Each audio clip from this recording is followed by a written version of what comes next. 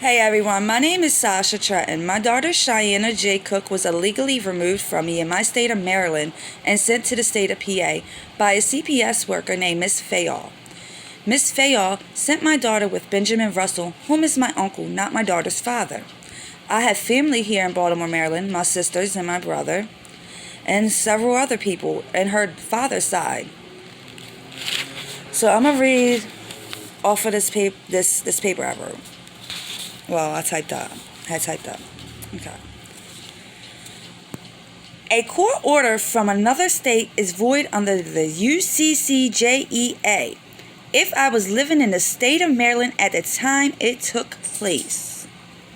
2010 Maryland Closed Family Law 9.5 Maryland Uniform Child Custody Jurisdiction and Enforcement Act, Subtitle 2, Jurisdiction, Section 5203, Modification of Out-of-State Custody of Determination. A removal order has to be signed by a judge, and you are supposed to be given a fair hearing. I received none. They violated my 4th, my 9th, and my 14th Amendment rights. They took all my rights from me. They never gave me rights from day one. My daughter was illegally sent across the state lines by a CPS worker I have never met prior to Christmas Eve 2015.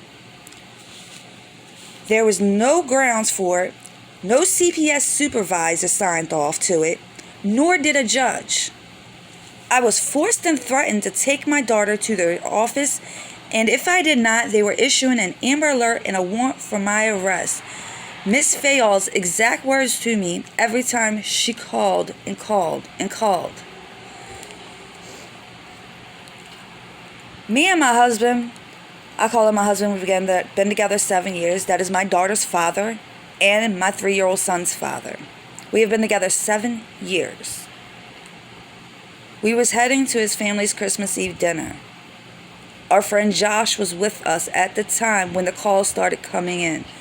When I got the first call, I immediately broke down in the middle of the road. I was sick in my stomach. I was clueless as to what was going on. I didn't understand none of this. But in the back of my head, I had already knew somebody had called and just made up a bunch of stuff to get my daughter taken that day. Now, mind you, no investigation, no nothing, all in one day. Okay, let me go back to it. Okay.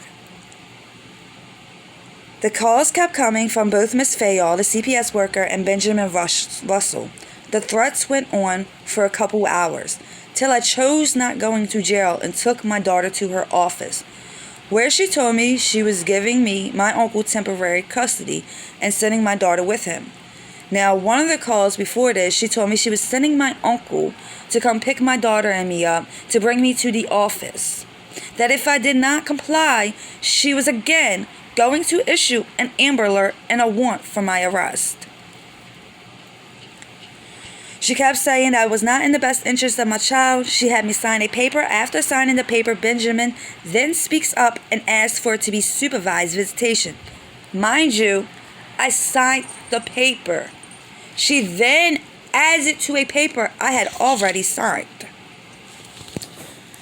When he asked for supervised visitation, I said, "What for?" He said, "So I don't take off with her." My daughter, mind you, that they're claiming they never took from me. She then adds that to the already signed paper and said, "I agree." I then called after the holidays because it was Christmas Eve where her presence was under the tree. No mother willingly gave her daughter up on Christmas Eve with her presence under the tree. We was heading to his family's Christmas Eve dinner. Why would I give my daughter up on Christmas Eve and just voluntarily take her to a CPS office? Come on, does that make any sense to anyone in this world? The caseworker said there is nothing she can do. Oh, I'm sorry, let me go back. I then called after the holidays because it is Christmas Eve. I asked, what do I do to get my daughter back? The caseworker said, Miss